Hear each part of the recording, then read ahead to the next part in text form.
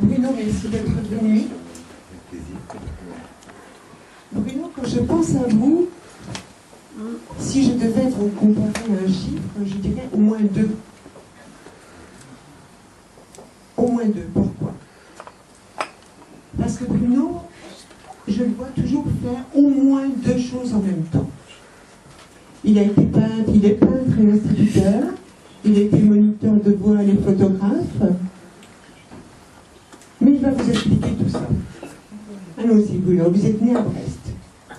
Oui, je suis né à Brest parce que mon père habitait au Valais-Curion et en fait il a rencontré ma mère à Pont-Aven. Ma mère était une des filles du chef de gare qui s'appelait Louis Perron et il avait 4 filles, donc j'ai des tantes, notamment la tante Dubo qui a des bêtes à Pont-Aven mais moi je n'ai pas habité Pont-Aven, par contre j'y venais souvent toute mon enfance et j'ai vu Pont-Aven se développer, les galeries de peinture arriver en grand nombre et donc je suis par mes racines également du Nord Finistère et du Sud Finistère et de Pont-Aven spécialement.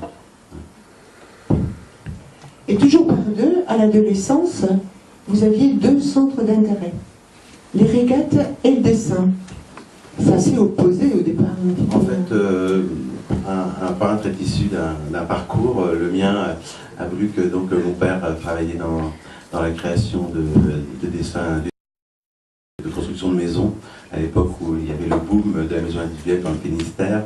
Et donc, enfant, je voyais au rez-de-chaussée chez moi les tables à dessin des employés de mon père, et j'étais fasciné par tout le matériel, les crayons, les tables à dessin inclinables à la pédale pour donc les rendre plus ou moins verticales. Et donc le soir, j'allais voir tous ces dessins, souvent sur des calques, et je profitais de matériel que j'apercevais, et ça a développé bien sûr le dessin. Et à l'âge de 8 ans, alors que j'habitais près du Moulin Blanc à Brest, mes parents m'ont invité à participer à un stage d'optimiste au début de la voile, et ça a été la passion. Donc pendant des années, j'ai navigué, et notamment je faisais de la régate de dériveurs sur toutes les côtes de la Bretagne. Donc je m'imprégnais à la fois des paysages, des ports que je connaissais, et je dessinais. Donc j'étais également élève aux Beaux-Arts de Brest à l'âge de 14-15 ans. Donc les 2 passions étaient vécues en parallèle. À l'âge de 17 ans, j'ai découvert la... Et donc j'ai délaissé un peu le dessin, et donc je faisais voile et photo. Et puis à 20 ans, me sentant un petit peu regrettant de ne pouvoir créer par la photo tout ce qui me plaisait, notamment j'aimais les personnages aussi dans leur paysage, j'ai décidé d'utiliser le dessin que je pratiquais et d'y ajouter la peinture cette fois-là.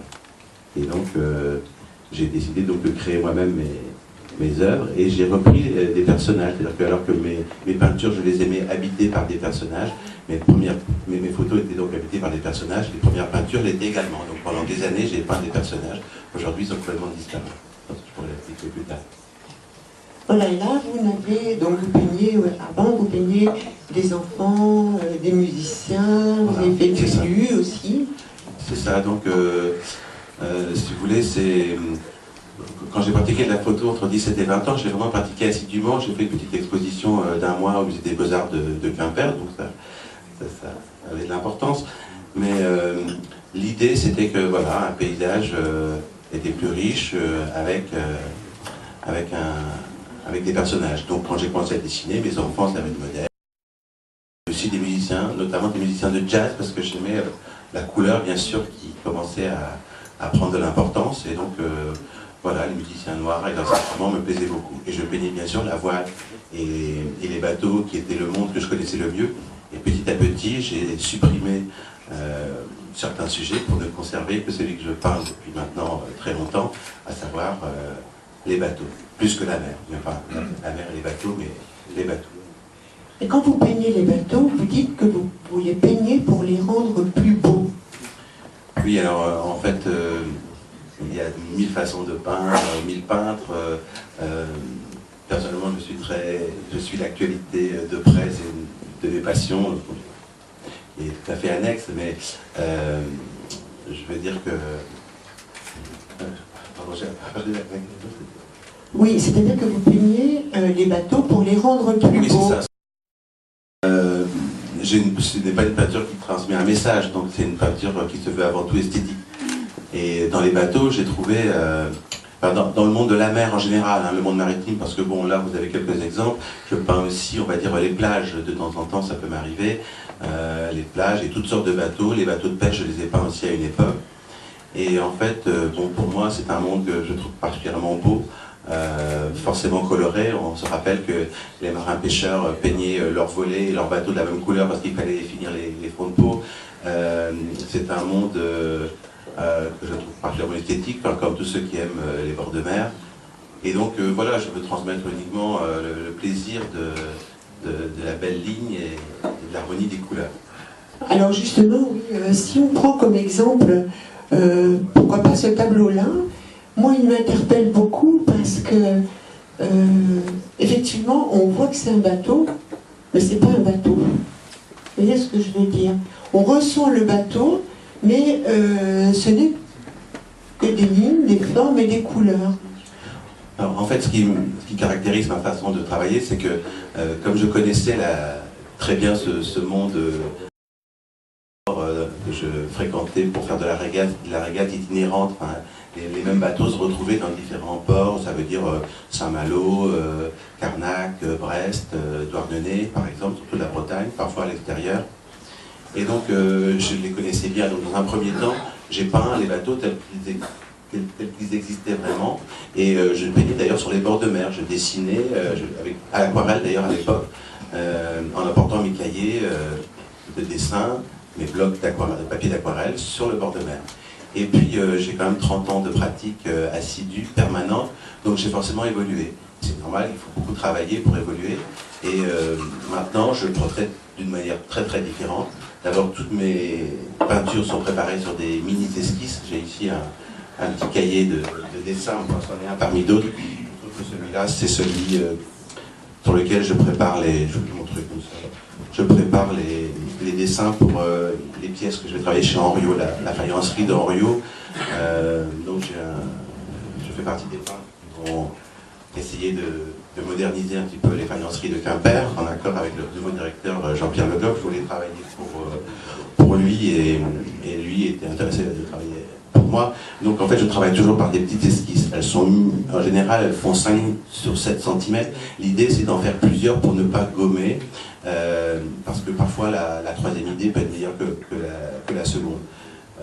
Donc quand on gomme, on peut plus difficilement revenir en arrière. Donc l'idée c'est de travailler toujours par des petites esquisses successives.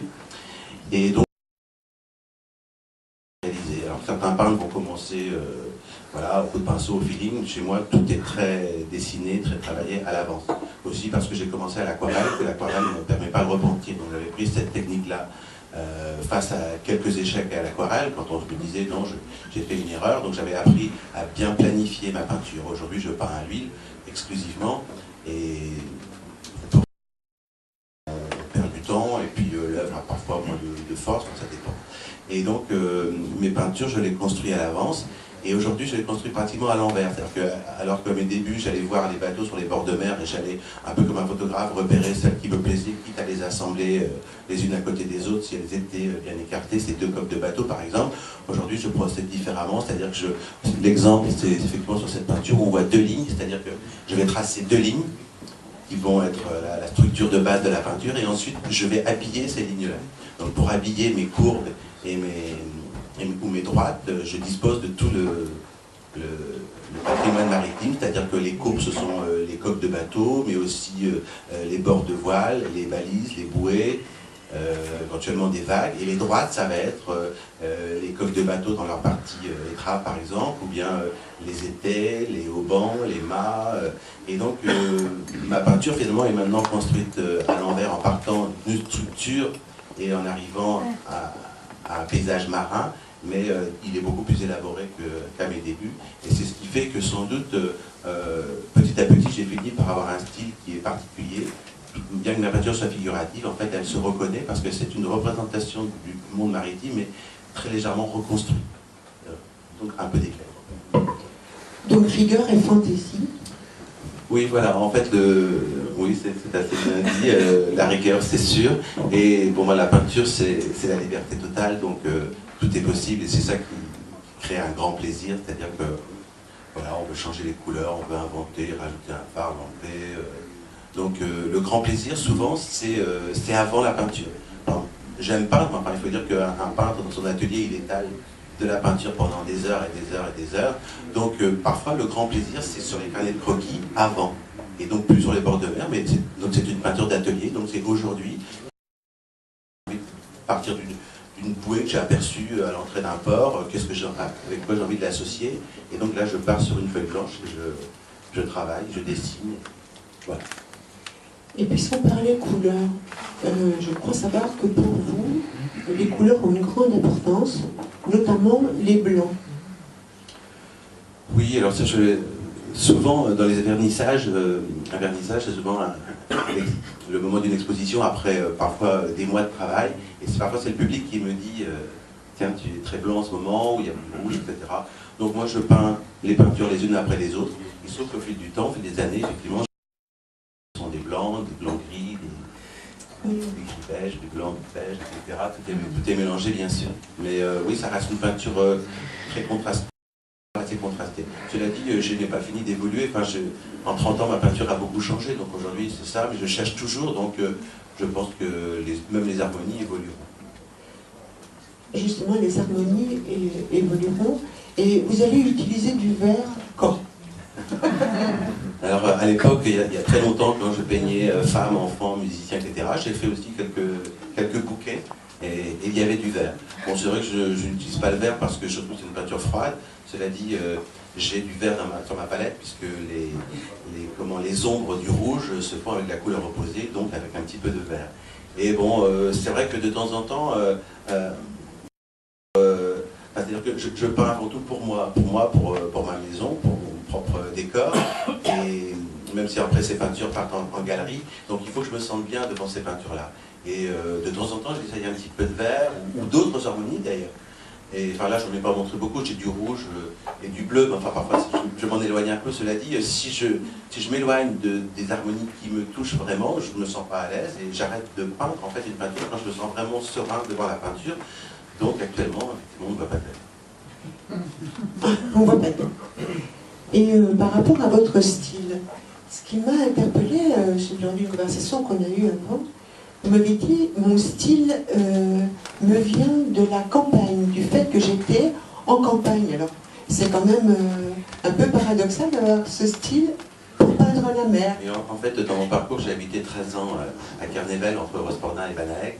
Et j'ai reparti le bout du monde. Mais en fait quand chacun a ses vies et ses passions, mais moi, comme je passe beaucoup de temps à peindre, je n'ai pas beaucoup de temps pour faire d'autres choses. Donc pour moi, aller de Tréguin où j'habite à Quimper, je dirais pas que c'est un grand voyage, enfin ça me coûte. Et donc à la campagne à Kernevel, si vous voulez, j'allais sur les bords de mer évidemment, et j'avais d'ailleurs arrêté la voile, puisqu'en fait la voile représente plutôt ma jeunesse, enfin, la voile de compétition. Aujourd'hui je fais du kayak de mer, mais cette période de régate je l'ai laissée de côté, et donc je me suis retrouvé cette commune très verte à peindre. Et évidemment, j'allais aussi à Paris, d'ailleurs, parce que je connais toute l'histoire de la peinture et je connais la peinture contemporaine. Et cela dit, j'ai emmagasiné un grand nombre d'images des bords de mer, des bateaux. J'ai vu tous les musées, les grands musées en France, à l'étranger. J'ai vu les bords de mer. Et puis après, j'ai digéré tout cela. Et donc pendant 13 ans, on pourrait dire tête baissée, j'ai dessiné. Donc sans m'inspirer de personne. Et voilà pourquoi finalement j'ai avancé en travaillant énormément, en déchirant les aquarelles. Vous savez, au début on en déchire une sur deux parce qu'on est content, et puis une sur trois, puis un peu moins, puis finalement ça commence à venir. Et voilà, donc le travail c'est très important de peindre. C'est les gens qui peignent dans la salle. Il faut savoir que plus on peint, plus on évolue, et donc il faut vraiment le faire. Et donc voilà, ce passage de 13 ans à la campagne, alors que maintenant j'habite au bord de mer, m'a effectivement poussé peut-être à développer mon imagination. Et ce qui m'a frappé aussi en regardant votre livre, qui sera d'ailleurs en dédicace à la fin de Parole d'artiste, de la soirée de Parole d'artiste, c'est le nom que vous donnez à votre tableau. En réalité, c'est pas un nom, vous leur donnez un verbe. Oui, en fait, à la base, au départ, c'était l'idée de ne pas appeler, si vous voulez, l'ibis rouge, la barbe bleue, parce que déjà, comme je peins des bateaux depuis 30 ans, je finirais par avoir un petit peu de mal. Donc je me suis posé la question et je voulais pas non plus des titres trop longs, je voulais pas les numéros. Donc je suis arrivé sur les verbes à l'infinitif. Et donc toutes mes peintures ont comme nom un verbe à l'infinitif, et ça en dit très peu, parce que je trouve que la peinture, d'abord, elle se voit. Enfin, je veux dire, il y a d'autres peintres qui ont envie de, pourquoi pas, on pourrait mettre un titre qui soit un texte, tout est possible. Hein, la peinture, c'est vraiment la grande liberté des arts plastiques, c'est comme ça que je les vois. Donc voilà, c'est un titre qui en dit très peu, qui laisse chacun interpréter l'œuvre comme il le veut. C'est juste une petite direction. Cela dit, ce qui est intéressant, je m'en suis rendu compte au fil des années, c'est que c'est une peinture très figurative. Pour autant, on se rend compte que certaines personnes, tout le monde ne voit pas la même chose. Un des exemples, c'est quand je peins des cheminées de paquebots, parce que j'ai la nostalgie de ces paquebots que je n'ai pas connus, mais qui étaient particulièrement esthétiques. Il m'a dit, il était assez jeune, il me dit, moi les cheminées de paquebot, d'accord, mais alors surtout sans fumée. Et parce que pour lui, qui était jeune, la fumée, les cheminées, c'était la... Pour ceux qui sont un peu plus âgés, on a aperçu ces paquebots, et on oubliait la fumée, on voyait surtout tout ce qu'il y avait derrière, le voyage, l'aventure. Voilà. Donc sur une même peinture, certains peuvent avoir un malaise, et d'autres... tout à fait, voilà. Alors pour rebondir sur l'aventure, des projets. Par des projets, ils viennent sans cesse. Enfin, souvent, je ne les cherche pas, parce que déjà, je suis très occupé. Bon, un dernier projet, c'est aujourd'hui, cet après-midi, la commune de Tréguin, ma commune, me confie la réalisation d'une fresque de 4 mètres sur 5 pour décorer la maison de la mer, qui est un bâtiment qui sert à plusieurs associations à Poudouan. Voilà un exemple. Chez Henriot, pour moi, c'est une grande nouveauté. J'y travaille depuis quelques mois, mais de façon épisodique, mais enfin ça va prendre de l'importance. Donc c'est amusant pour moi de rentrer dans un monde comme Henriot. Les bâtiments actuellement sont très très anciens. Il y a les femmes peintres qui sont au travail de temps en temps, donc je fais partie des peintres qui vont réaliser des pièces uniques. Elles sont dans la reproduction. Moi je prépare des dessins pour Henriot, des dessins qui seront reproduits, mais enfin malgré tout l'œuvre unique reste quelque chose de très intéressant. Donc j'ai souvent peint, au bout d'une vingtaine d'années de peinture, j'avais envie de peindre sur d'autres supports. Donc j'ai commencé, je cherchais pendant longtemps, et finalement je suis arrivé à transformer les objets maritimes comme les barques, les bouées, les balises. Les phares et balises m'avaient prêté une bouée à Brest 2008, donc je les transforme en œuvre d'art. Et quand j'ai demandé à travailler chez Henriot, et quand Jean-Pierre Le nouveau directeur, m'a accepté, heureux de pouvoir peindre sur faïence, ce que je payais déjà sur rocher. Donc ce sont deux projets, et sinon je suis en exposition permanente dans 3 galeries, à Saint-Malo, à Brest, à Quimper, et dans mon atelier à Tréguin, où je reçois les gens sur rendez-vous, parce que ce n'est pas une galerie. Donc voilà, être présent dans les galeries aux 4 coins de la Bretagne, c'est un de mes plaisirs. Un beau plaisir. Donc ça c'est des projets, mais les souhaits, alors, c'est quoi? Les souhaits, c'est vivre le plus longtemps possible, sereinement, et avoir beaucoup de temps pour créer. Eh bien, chapeau. Moi, j'aurais une question. Oui, bien sûr. J'aurais une question pour vous, Bruno. Vous parlez de construction d'une peinture, ce qui me semble assez antinomique, parce que vous parlez de la peinture en tant qu'espace de liberté. Et le terme de construction engendre des paramètres bien précis. Ma question est la suivante. Si vous deviez peindre Parole d'artiste de ce soir, quelle serait l'esquisse que vous croqueriez sur votre carnet? Là, vous posez, au niveau du dessin, vous posez une question difficile parce que je suis tellement centré sur le monde maritime que je me suis éloigné des personnages. Pour autant, avant je voulais répondre, non, pas du tout, au niveau de ce que vous disiez, parler de la construction. En fait, les arts plastiques, c'est vraiment la liberté totale, c'est-à-dire qu'il y a des milliers de façons de peindre et de créer. Donc moi, je vous dis, j'ai une très grande liberté dans le domaine de la création, c'est-à-dire que je fais ce que je veux. Et ensuite, quand je parle de construction, c'est aussi, ce sont des équilibres. Des équilibres, il y a l'équilibre des formes. Normalement, ces peintures-là, elles peuvent se voir à l'envers. Elles doivent rester équilibrées, elles ne basculent ni d'un côté ni d'un autre, au niveau de la forme et de la couleur. Donc, dans ma façon de faire, bien sûr, il y a de la réflexion, il y a beaucoup de réflexion et des dessins, mais ça reste malgré tout la liberté. Donc, elles sont construites, mais dans un grand domaine de liberté. Alors sinon, pour peindre paroles d'artiste, là, c'est difficile pour moi. Je ne saurais pas bien répondre. Vous allez bien nous donner 3 couleurs quand même. Les couleurs pour paroles d'artiste.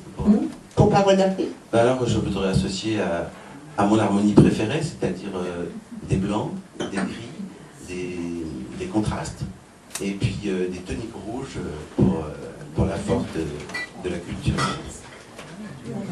Merci Bruno. L'association a organisé depuis déjà 7 ans l'association de plusieurs artistes. C'est vraiment très intéressant parce que je pense qu'il y a beaucoup de correspondances dans tous les arts. Et moi je vois chez nous, pour les peintres, l'attraction vers la grande surface unie correspond au silence pour certains peintres, pour certains musiciens, pardon. Pour l'écrivain, ce sera plus difficile à moi de le définir, mais enfin, donc, toutes ces correspondances, et puis dans la recherche, la création, le temps passé, la réflexion, l'aboutissement, etc. Donc, bien sûr, il y a une correspondance entre artistes, quel que soit leur domaine.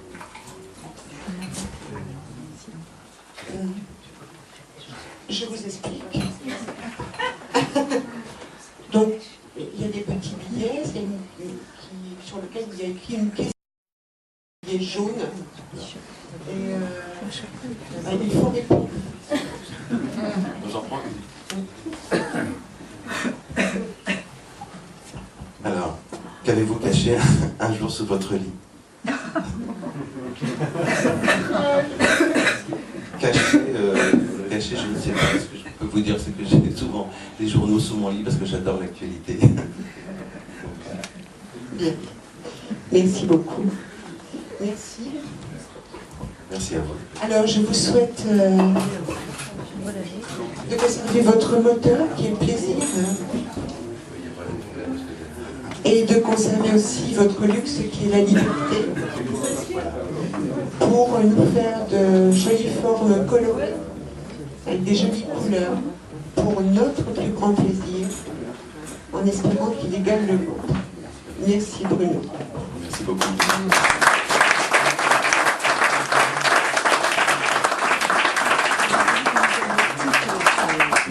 Merci Bruno. Merci. Donc la première est un petit peu dans une couleur de reggae.